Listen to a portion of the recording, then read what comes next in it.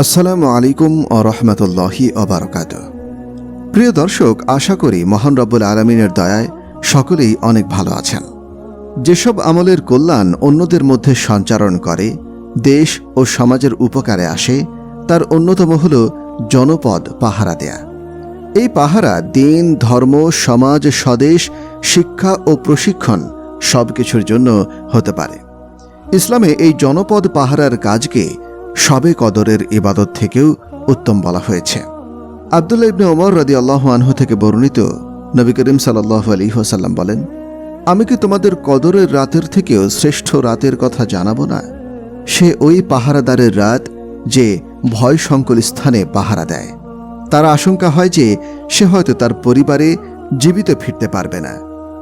মুস্তাদরাক হাকিম, হাদিস 2424, সহিহুল তগরিব, হাদিস 1232। আল্লাহর পথে ও আল্লাহর সন্তুষ্টির জন্য জনপদ পাহারা দানকারী জাহান্নামে যাবে না। ইবনে আব্বাস রাদিয়াল্লাহু আনহু বলেন, আমি রাসূলুল্লাহ সাল্লাল্লাহু আলাইহি ওয়াসাল্লামকে বলতে শুনেছি, দুটি চোখকে আগুন স্পর্শ করবে না।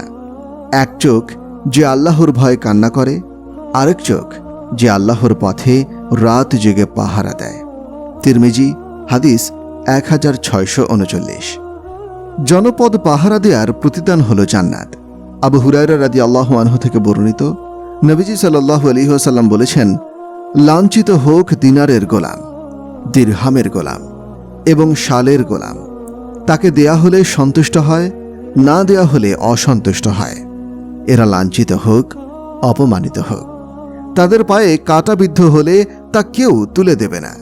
ওই ব্যক্তির জন্য জান্নাতের সুসংবাদ দাও যে ঘোড়ার লাগাম ধরে জিহাদের জন্য প্রস্তুত রয়েছে, যার চুল উস্কো খুস্কো এবং পা ধুলিমলিন। তাকে পাহারায় নিয়োজিত করলে পাহারায় থাকে, আর দলের পেছনে পেছনে রাখলে পেছনেই থাকে। সহিহ বুখারী, হাদিস 2887।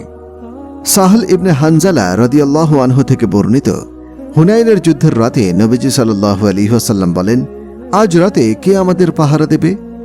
আনাস ইবনু আবু মারসাদ আল গানাবি রাদিয়াল্লাহু আনহু বলেন, হে আল্লাহর রাসূল, আমি। তিনি বলেন, তাহলে ঘোড়ায় চড়ো। তিনি তার একটি ঘোড়ায় চড়ে রাসূল সাল্লাল্লাহু আলাইহি ওয়াসাল্লামের কাছে গেলেন।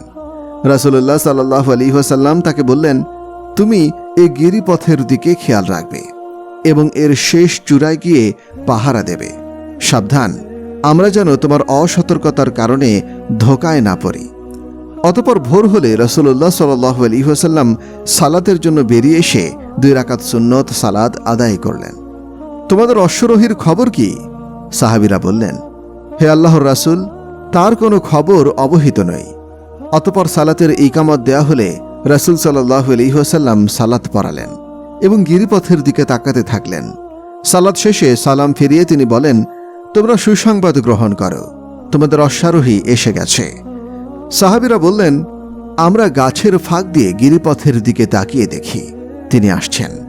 এমনকি তিনি রাসূল সাল্লাল্লাহু আলাইহি ওয়াসাল্লামের সামনে এসে তাকে সালাম দিয়ে বললেন, আমি রাসূলুল্লাহ সাল্লাল্লাহু আলাইহি ওয়াসাল্লামের নির্দেশ অনুযায়ী গিরিপথের শেষ প্রান্তে গিয়েছিলাম এবং ভোরবেলায় উভয় পাহাড়ের চূড়ায় উঠেছি, কিন্তু কোনো শত্রুকে দেখতে পাইনি। রাসূল সাল্লাল্লাহু আলাইহি ওয়াসাল্লাম বললেন, তুমি কি রাতে ঘোড়ার পিঠ থেকে নেমেছিলে? তিনি বলেন, সালাত ও প্রাকৃতিক প্রয়োজন ছাড়া নামেনি।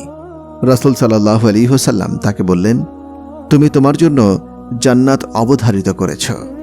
এরপর তোমার কোনো অতিরিক্ত নেক কাজ না করলেও চলবে। আবু দাউদ, হাদিস 2501।